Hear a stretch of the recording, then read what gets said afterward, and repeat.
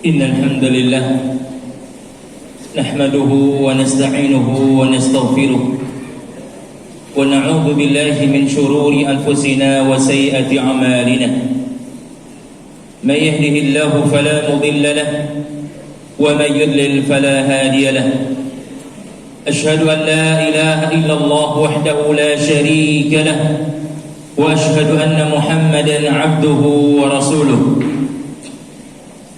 قال الله تعالى في كتابه الكريم يا أيها الذين آمنوا اتقوا الله حق تقاته ولا تموتن إلا وأنتم مسلمون يا أيها الناس اتقوا ربكم الذي خلقكم من نفس واحدة وخلق منها زوجها وبث منهما رجالا كثيرا ونساء واتقوا الله الذي تساءلون به والأرحم إن الله كان عليكم رقيبا أما بعد فإن أصدق الحديث كتاب الله وخير الهدي هدي محمد صلى الله عليه وسلم وشر الأمور محدثاتها فإن كل محدثة بدعة وكل بدعة ضلالة وكل ضلالة في النار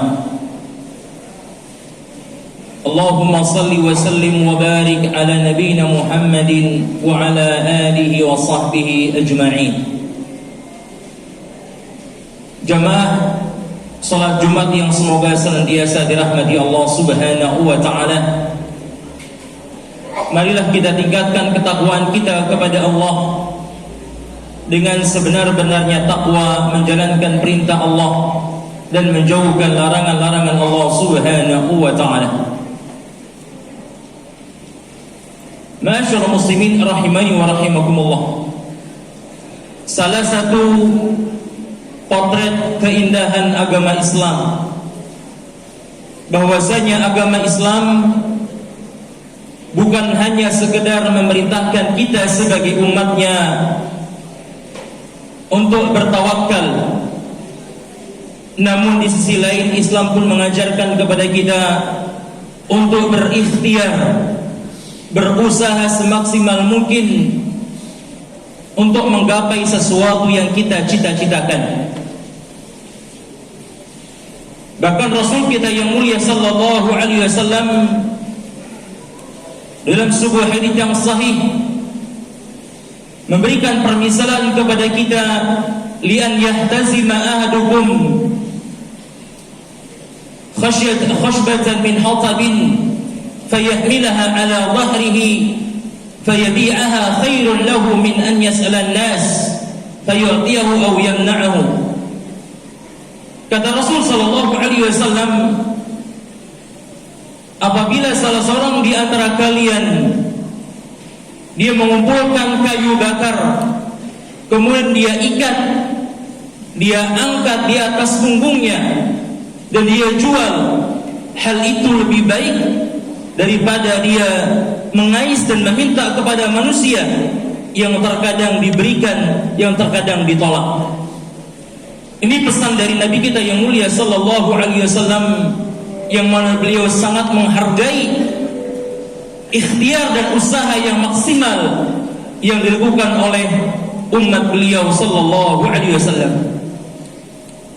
Begitu pula dalam hadis yang lain, Nabi kita yang mulia sallallahu alaihi wasallam mengkabarkan kepada kita, ketika seseorang dia sakit, maka Islam memerintahkan kepada kita untuk mencari alternatif kesembuhan agar dirinya bisa jauh dari penyakit-penyakit tersebut.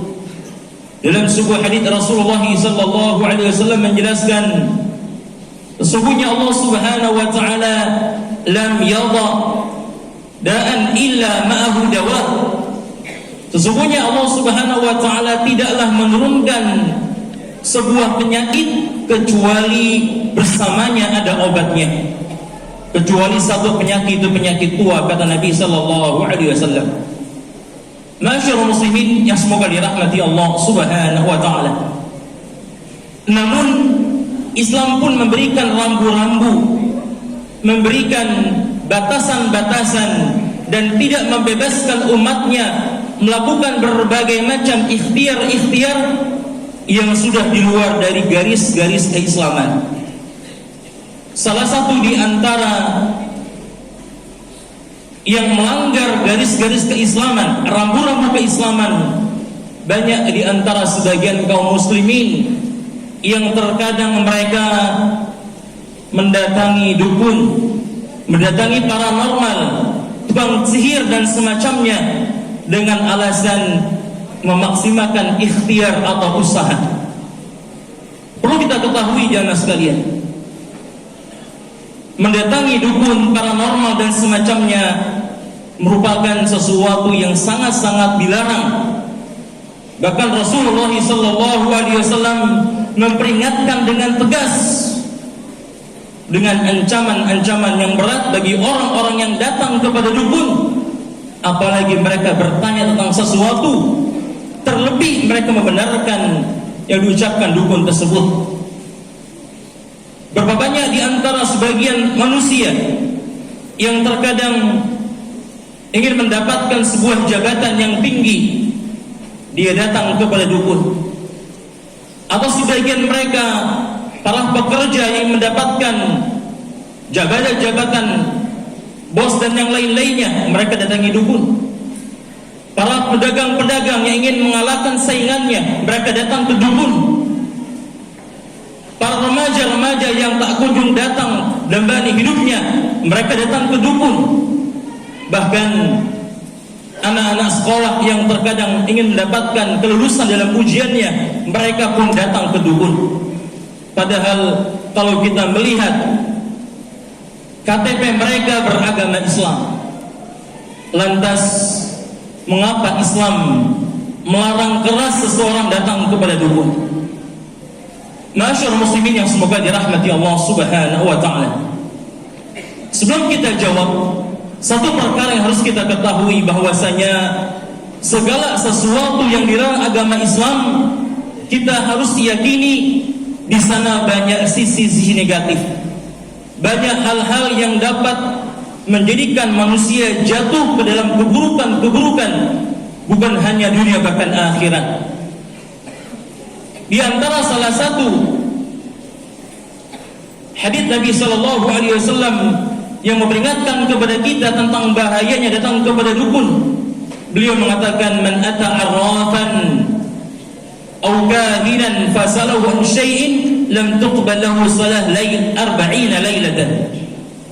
Kata Nabi sallallahu alaihi wasallam, barang siapa seseorang yang dia datang kepada dukun, paranormal dan semacamnya, dan dia bertanya tentang sesuatu kepada dukun tersebut, maka dia tidak akan diterima salatnya selama 40 malam. Ini ancaman dari Nabi Muhammad sallallahu alaihi wasallam. Bahkan dalam hadis yang lain secara tegas, lebih tegas Nabi mengatakan, man ata kahinan aw sahiran fasaddaqa bima yaqul faqad kafara bima unzila ala Muhammadin sallallahu alaihi wasallam. Barang siapa yang datang kepada dukun, paranormal dan semacamnya, dan dia membenarkan ucapan dukun tersebut, maka dia telah mengingkari Al-Quran yang diturunkan kepada Nabi Muhammad sallallahu alaihi wasallam. Karena Al-Quran mengkhabarkan tidak ada yang mengetahui perkara yang gaib kecuali Allah Subhanahu wa taala. Masyaallah muslimin yang semoga dirahmati Allah Subhanahu wa taala. Di antara dampak negatif yang dihasilkan dari seseorang mendatangi dukun atau praktek perdukunan, yang pertama adalah praktek perdukunan di dalamnya terdapat kesyirikan-kesyirikan, bahkan kekufuran-kekufuran, na'udzubillah. Jangan kita kira mereka ketika memperlihatkan sesuatu yang hebat, orang-orang beriman tidak akan mudah percaya, karena para dukun, paranormal dan semacamnya, mereka bekerja sama dengan syaitan, dan tidak mungkin syaitan memberikan bantuan kepada mereka tanpa cuma-cuma. Syaitan memberitakan mereka melakukan perbuatan-perbuatan kekufuran, perbuatan-perbuatan kesyirikan, semakin besar kekufuran dan kesyirikan yang mereka lakukan, maka semakin besar pula bantuan syaitan yang diberikan kepada para dukun dan paranormal dan semacamnya. Dan kita sebagai orang-orang beriman tentunya jangan pernah percaya, jangan pernah mendatangi, membenarkan apa yang mereka lakukan. Itu yang pertama, jamaah sekalian. Bahkan banyak di antara pengakuan-pengakuan yang mereka mantan dukun melakukan sesuatu yang dilarang dalam agama. Ada di antara mereka yang meninggalkan salat 5 waktu, dia berpuasa di Ramadan, bahkan menulis ayat-ayat Al-Quran dengan darah haid wanita dan semacamnya yang dilarang dalam agama Islam. Kemudian yang kedua, di antara dampak negatif perdukunan adalah mereka telah menabrak salah satu di antara fondasi-fondasi dasar keislaman, yaitu mereka mengklaim mengetahui perkara-perkara yang gaib, padahal hanya Allah Subhanahu wa taala yang mengetahuinya. Allah Subhanahu wa taala berfirman, "Qul la ya'lamu man fis samawati wal ardi al-ghaiba illa Allah." Katakan wahai Muhammad, tidak ada satupun makhluk di atas muka bumi ini atau di langit sana yang mengetahui perkara yang gaib kecuali hanyalah Allah Subhanahu wa taala. Ayat ini sebagai bantahan bagi mereka-mereka orang yang mengklaim mengetahui perkara-perkara yang gaib. Dusta yang mereka katakan, padahal hanya Allah Subhanahu wa taala yang mengetahui perkara-perkara yang gaib. Berapa banyak di antara dukun-dukun tersebut yang terkadang mereka memprediksi segala macam fenomena-fenomena di tahun depan misalkan. Maka mereka telah menabrak salah satu prinsip agama Islam, mengklaim mengakui perkara-perkara yang gaib. Kemudian yang ketiga, jamaah sekalian yang semoga dirahmati Allah Subhanahu wa taala, di antara dampak negatif dari perdukunan adalah orang-orang yang datang kepada dukun, paranormal dan semacamnya akan menjadi orang-orang yang pemalas, menjadi orang-orang yang tidak mau berusaha, hanya mengandalkan tebakan-tebakan, hanya mengandalkan terawangan-terawangan dukun, paranormal dan semacamnya. Dan Islam telah melarang seseorang menjadi sifat-sifat yang demikian.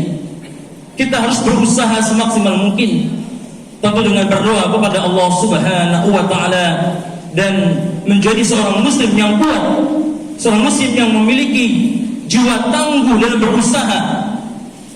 Kemudian dia berdoa kepada Allah Subhanahu wa taala. Masyarakat muslimin yang semoga dirahmati Allah Subhanahu wa taala. Oleh karenanya, ini merupakan sesuatu yang harus kita jauhi. Jangan sampai diri kita, keluarga kita, anak-anak kita dan keturunan kita termasuk orang-orang yang bermuamalah, yang datang membenarkan praktek-praktek perdukunan. Aqulu qouli hadza astaghfirullah li wa lakum.